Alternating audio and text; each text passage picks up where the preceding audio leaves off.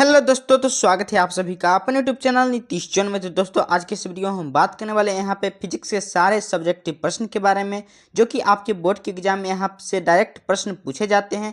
चाहे आप किसी भी माध्यम के बोर्ड से हैं, चाहे आप यहाँ पे बिहार बोर्ड से हैं या यूपी बोर्ड से हैं या किसी भी यहाँ पे हिंदी माध्यम बोर्ड से हैं। यदि आप इस बार क्लास 10th की एग्जाम देने वाले हैं तो आपके लिए यह वीडियो काफ़ी महत्वपूर्ण होने वाली है, क्योंकि आज की इस वीडियो में हम जितने सारे प्रश्न आपको बतलाने वाले हैं उससे सीधे सीधे यहाँ पे प्रश्न पूछे जाएंगे और इससे बाहर आपको यहाँ पे एक भी प्रश्न देखने को नहीं मिलेंगे फिजिक्स विषय में। इसलिए आप सब वीडियो में अंत तक बने रहिएगा। सबसे पहले आप सब चैनल पर नए हैं तो चैनल को जरूर सब्सक्राइब कर लीजिएगा, साथ में बेल आइकन को प्रेस कर लीजिएगा ताकि हमारा सारा नोटिफिकेशन आपको टाइम टू टाइम पहुँचता रहे। चलिए हम वीडियो को स्टार्ट करते हैं और आपको एक एक करके यहाँ पे हम कंप्लीट जानकारी बतलाते हैं यहाँ पे कौन कौन से प्रश्न आपको पूछे जाएंगे बोर्ड के एग्जाम में। यदि आप इस वीडियो को देख लेते हैं तो आपका यहाँ पे फिजिक्स का टेंशन खत्म हो जाता है। चलिए हम एक एक प्रश्न को स्टार्ट करते हैं और आपको बतलाते हैं। तो यहाँ पे देख सकते हैं कि पहला प्रश्न कहता है, जो कि काफ़ी महत्वपूर्ण प्रश्न है और काफ़ी बार यहाँ पे पूछा जाता है। तो यहाँ पे देख सकते हैं पहला प्रश्न कहता है, प्रकाश के परावर्तन से आप क्या समझते हैं, इसके नियमों को लिखें। यह प्रश्न काफ़ी महत्वपूर्ण है और काफ़ी बार यहाँ पे बोर्ड के एग्जाम में पूछे जाते हैं। यदि आप बिहार बोर्ड के स्टूडेंट हैं तो यह प्रश्न का महत्व आप समझ सकते हैं, क्योंकि काफ़ी बार पूछे जाते हैं। चलिए यहाँ पे दूसरा प्रश्न यहाँ पे देख सकते हैं। दूसरा प्रश्न कहता है, गोलीय दर्पण क्या है। एक गोलीय दर्पण की वक्रता त्रिज्या 20 सेंटीमीटर है, तो इसकी फोकस दूरी क्या है। यह प्रश्न भी काफ़ी महत्वपूर्ण है। तीसरा प्रश्न कहता है, यहाँ पे देख सकते हैं, हम वाहनों में उत्तल दर्पण को पश्च दृश्य दर्पण के रूप में वरीयता क्यों देते हैं। यह प्रश्न काफ़ी महत्वपूर्ण है। यह भी आप यदि इसका आंसर भी चाहते हैं तो आप ज़्यादा संख्या में कमेंट कीजिएगा। यदि आप सब ज़्यादा संख्या में कमेंट करते हैं तो इसका मैं सोल्यूशन भी आपके सामने लेकर जरूर आऊँगा और सारा का एक एक करके यहाँ पे हम आंसर आपको दे दूंगा। चलिए हम अगला प्रश्न को देखते हैं। यहाँ पे कौन महत्वपूर्ण प्रश्न है यहाँ पे रहने वाला। यहाँ पे देख सकते हैं चौथा प्रश्न है, उत्तल दर्पण और अवतल दर्पण में अंतर स्पष्ट करें, जो कि काफ़ी महत्वपूर्ण प्रश्न है। आवर्धन किसे कहते हैं, वर्णन करें। पांचवा प्रश्न कहता है, आवर्धन किसे कहते हैं, वर्णन करें, यानी आवर्धन के बारे में आपको लिख देना है। छठा प्रश्न कहता है, उत्तल दर्पण अवतल दर्पण के 3 उपयोग को लिखें, यानी उत्तल दर्पण और अवतल दर्पण के जो 3 उपयोग है उसको आपको यहाँ पे लिखना है।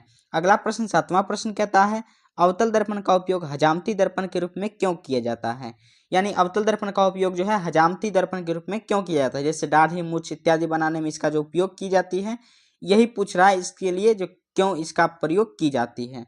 आठवां प्रश्न कहता है, अवतल दर्पण में R बराबर 2F सिद्ध करें। यह प्रश्न भी काफ़ी महत्वपूर्ण है, इसको भी आप देख के जाइएगा एग्जाम में। यदि आप ये सब प्रश्न देख लेते हैं तो आपसे एक ही प्रश्न यहाँ पे नहीं छूटने वाला है। नौवां प्रश्न कहता है, यहाँ पे देख सकते हैं कि नौवां प्रश्न कहता है, एक अवतल दर्पण में सिद्ध करें कि 1/V + 1/U बराबर 1/F, यानी यहाँ पे हो जाएगा 1/F, यानी यहाँ पे दर्पण सूत्र सिद्ध करने के लिए कहा जाता है, जो कि काफ़ी महत्वपूर्ण प्रश्न है।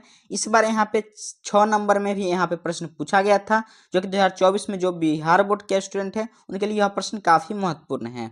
यहाँ पे 10वां प्रश्न कहता है, यहाँ पे देख सकते हैं कि पानी में रखा सिक्का उठा हुआ प्रतीत होता है क्यों, यानी पानी में जो रखा हुआ सिक्का होता है वह उठा क्यों प्रतीत होता है, तो प्रकाश के अपवर्तन के कारण होता है।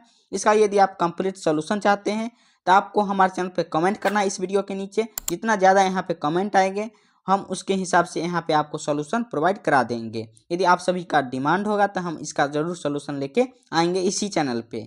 और दोस्तों, आप सभी के लिए क्लास 10th के लिए यहाँ पे अलग से एक चैनल बना दिए हैं।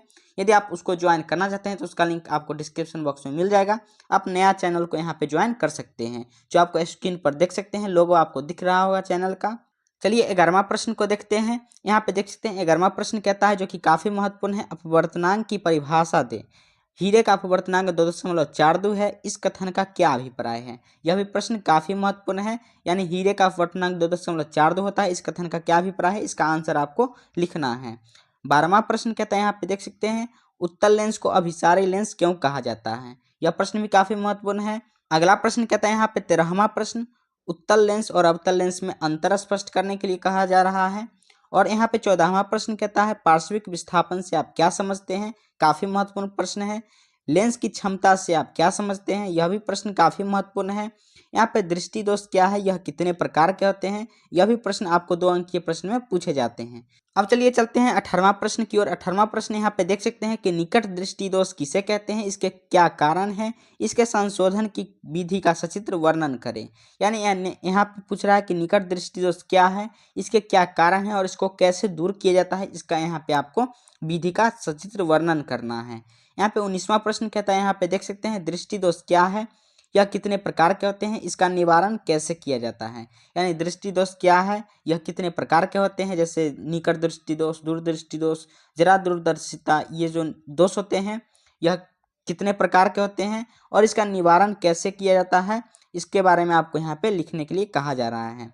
20वां प्रश्न जो कि काफी बार महत्वपूर्ण प्रश्न है, यह काफी बार पूछा जाता है प्रश्न, सूर्योदय के समय सूर्य रक्ताम क्यों प्रतीत होता है, यानी सूर्योदय के समय सूर्य जो है लाल क्यों प्रतीत होते हैं। यह प्रश्न काफी महत्वपूर्ण है। 21वां प्रश्न कहता है, स्वच्छ आकाश का रंग नीला क्यों दिखाई देता है, यानी स्वच्छ आकाश जो है उसका रंग नीला क्यों दिखाई देता है।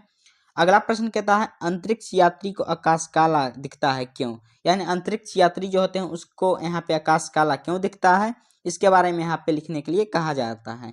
इसका यदि आप सॉल्यूशन चाहते हैं तो आप कमेंट जरूर कीजिएगा और चैनल पर नए हैं तो चैनल को जरूर सब्सक्राइब कर लीजिएगा, साथ में बेल आइकन को प्रेस कर लीजिएगा। चलिए हम अगले प्रश्न की ओर चलते हैं। अगला प्रश्न यहाँ पे देख सकते हैं, प्रकाश के अपवर्तन से आप क्या समझते हैं, इंद्रधनुष की व्याख्या कीजिए। यह प्रश्न भी काफी महत्वपूर्ण है जो कि 5 अंकीय प्रश्न में भी पूछ लिए जाते हैं। अब चलते हैं अगले प्रश्न की ओर। अगला प्रश्न यहाँ पे देख सकते हैं, तारे क्यों टिमटिमाते हैं, काफी महत्वपूर्ण प्रश्न है यहाँ पे। अगला प्रश्न कहता है, प्रकाश के प्रकीर्णन से आप क्या समझते हैं, यह भी प्रश्न काफी महत्वपूर्ण है। अगला प्रश्न कहता है, रेलवे के सिग्नल का प्रकाश लाल क्यों दिखाई देता है, यह भी प्रश्न काफी महत्वपूर्ण है। यानी आप तीनों प्रश्न को आप अच्छी तरह से याद कर लीजिएगा। अब चलिए चलते हैं अगले प्रश्न की ओर। अगला प्रश्न यहाँ पे देख सकते हैं 27वां प्रश्न, विद्युत धारा की प्रबलता की परिभाषा, यानी आपको विद्युत धारा की प्रबलता की परिभाषा आपको यहाँ पे देना है। अब चलिए चलते हैं अगले प्रश्न की ओर। अगला प्रश्न कहता है, विद्युत धारा क्या है, इसका समीकरण एवं मात्रक को लिखने के लिए कहा जाता है। यह काफी बार पूछा गया प्रश्न है 2 अंकीय में, इसलिए आप इसको अच्छी तरह से याद कर लीजिएगा। अब चलते हैं अगले प्रश्न की ओर। अगला प्रश्न यहाँ पे देख सकते हैं, विद्युत आवेश क्या है, यह कितने प्रकार के होते हैं। अगला प्रश्न कहता है, एम्पियर की परिभाषा दे, यानी 1 एम्पियर की परिभाषा देने के लिए यहाँ पे कहा जाता है। एम्पियर जो है विद्युत धारा का ऐसा मात्रक होता है, इसको परिभाषित करने के लिए कहा जाता है। अब चलते हैं अगला प्रश्न की ओर। अगला प्रश्न यहाँ पे देख सकते हैं, चालक, अचालक, अर्धचालक, अतिचालक से आप क्या समझते हैं, उदाहरण सहित व्याख्या करें, यानी सोदाहरण व्याख्या करने के लिए यहाँ पे कहा जाता है। अगला प्रश्न कहता है, ओम के नियम को लिखे, काफी बार पूछा गया प्रश्न है ओम के नियम और काफी महत्वपूर्ण प्रश्न है, यह इस बार भी आ सकता है, इसलिए आप इसको अच्छी तरह से याद कर लीजिएगा। अब चलते हैं अगला प्रश्न की ओर। यहाँ पे देख सकते हैं, प्रतिरोध क्या है, इसका मात्रक क्या होता है, यानी इसका ऐसा मात्रक लिखने के लिए कहा जाता है। प्रतिरोध क्या है, इसको परिभाषित करने के लिए कहता है। अगला प्रश्न कहता है, ओम के नियम को लिखे, इसके सत्यापन के लिए एक प्रयोग का वर्णन करें। यह 5 अंकीय प्रश्न में पूछे जाएंगे, यह काफी महत्वपूर्ण प्रश्न है और इस बार आ सकता है VVI यह प्रश्न है। अब चलते हैं अगले प्रश्न की ओर। अगला प्रश्न यहाँ पे देख सकते हैं, किसी चालक का प्रतिरोध किन किन बातों पर निर्भर करती है, यानी किसी चालक का जो प्रतिरोध होता है वह किन किन बातों पर निर्भर करती है। अब चलिए चलते हैं अगले प्रश्न की ओर। अगला प्रश्न यहाँ पे देख सकते हैं, विद्युत बल्ब में निष्क्रिय गैस क्यों भर दी जाती है, काफी महत्वपूर्ण प्रश्न है, इस बार आ सकता है यह प्रश्न, इसलिए आप इसको अच्छी तरह से याद कर लीजिएगा कि विद्युत बल्ब में निष्क्रिय गैस क्यों भर दी जाती है।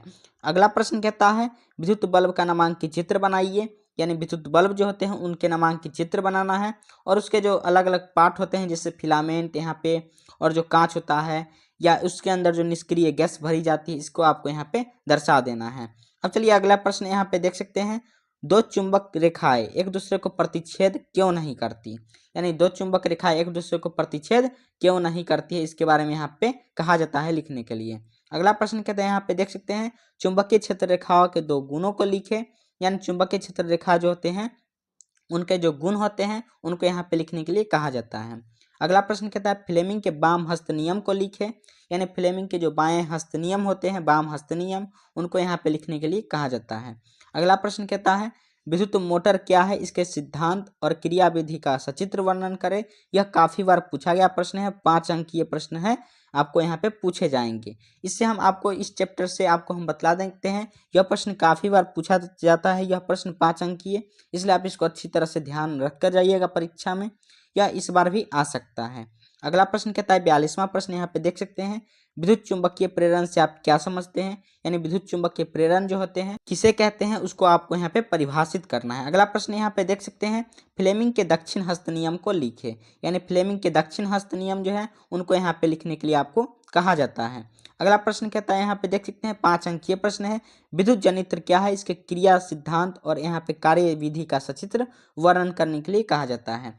यानी विद्युत जनित्र के यानी विद्युत जनरेटर जो होते हैं उसके सिद्धांत और कार्य विधि का यहाँ पे सचित्र वर्णन करने के लिए कहा जाता है। अगला प्रश्न कहता है यहाँ पे लघु पथन से आप क्या समझते हैं, यानी ये शॉर्ट सर्किट जो होते हैं वो किसे कहते हैं, उसको आपको यहाँ पे परिभाषित करना है। अगला प्रश्न यहाँ पे कहता है, देख सकते हैं एमीटर और वोल्टमीटर में अंतर लिखें। यह काफी महत्वपूर्ण प्रश्न है, इसको आप अच्छी तरह से देख लीजिएगा। अगला प्रश्न कहता है भू संपर्क तार क्या है, इसके क्या कार्य हैं, यानी भू संपर्क तार जो अर्थिंग होते हैं वो क्या है और इसके क्या कार्य होते हैं, इसको आपको यहाँ पे लिखना है। अगला प्रश्न यहाँ पे देख सकते हैं प्रत्यवर्ती धारा और दृष्ट धारा में अंतर स्पष्ट करने के लिए कहा जाता है। यानी प्रत्यवर्ती धारा और दृष्ट धारा क्या है, इसको आपको यहाँ पे अंतर स्पष्ट कर देना है, यानी दोनों के बारे में यहाँ पे आपको अंतर स्पष्ट कर देना है। यहाँ पे अगला प्रश्न कहता है जीवाश्म ईंधन क्या है, उदाहरण सहित लिखे। यानी जीवाश्म ईंधन क्या है उसको आपको यहाँ पे उदाहरण सहित लिखना है। यहाँ पे उत्तम ईंधन से आप क्या समझते हैं, 50वां प्रश्न कहता है, जो कि काफी महत्वपूर्ण प्रश्न है। अगला प्रश्न कहता है जो कि काफी बार पूछा गया प्रश्न है, नाभिकीय संलयन और नाभिकीय विखंडन में अंतर स्पष्ट करें। आप किसी भी बोर्ड से हैं तो यह प्रश्न काफी बार पूछा जाता है और बिहार बोर्ड में तो यह प्रश्न काफी बार यहाँ पे पूछे गए प्रश्न हैं। अगला प्रश्न यहाँ पे देख सकते हैं 52वां प्रश्न कहता है द्रवित पेट्रोलियम गैस यानी एलपीजी जो होते हैं वो क्या होते हैं, उसके बारे में यहाँ पे लिखना है। यहाँ पे जो ब्यूटेन होता है इसका मुख्य अवयव होता है, इसके बारे में आपको यहाँ पे लिख देना है। यहाँ पे अगला प्रश्न कहता है अनवीकरणीय और नवीकरणीय ऊर्जा स्रोत क्या है, यानी नवीकरणीय और अनवीकरणीय ऊर्जा स्रोत क्या आपको यहाँ पे बारे में लिख देना है। साथ में यहाँ पे उदाहरण भी आपको दे देना है। और लास्ट प्रश्न यहाँ पे कहता है इस वीडियो का, यहाँ पे जीवाश्म ईंधन क्या है, इसके क्या हानि है, यानी जीवाश्म ईंधन जो है उनके क्या क्या हानि है वो आपको यहाँ पे लिख देना है। इस तरह से यह प्रश्न सब था। यदि आप इसका सॉल्यूशन चाहते हैं तो आप चैनल को सब्सक्राइब कर लीजिएगा और यहाँ पे कमेंट में जरूर लिखिएगा कि हाँ इसको सॉल्यूशन कराना है आपको। तो यहाँ पे हम एक एक करके आपको यहाँ पे सॉल्यूशन जल्द ही दे दूंगा, क्योंकि आप सभी का एग्जाम काफ़ी नज़दीक है। और चैनल पर नए हैं तो चैनल को जरूर सब्सक्राइब कर लीजिएगा और वीडियो पसंद आए तो वीडियो को जरूर लाइक कर दीजिएगा। मिलते हैं नए वीडियो में इसके सॉल्यूशन के साथ। यदि आप सॉल्यूशन चाहते हैं तो कमेंट जरूर कर दीजिएगा। इस तरह से और भी सब्जेक्ट की यदि आप गेस क्वेश्चन चाहते हैं तो आप कमेंट जरूर कर दीजिएगा। मैं इसका एक नेक्स्ट वीडियो भी लेके आऊँगा। मिलते हैं नए वीडियो में, धन्यवाद।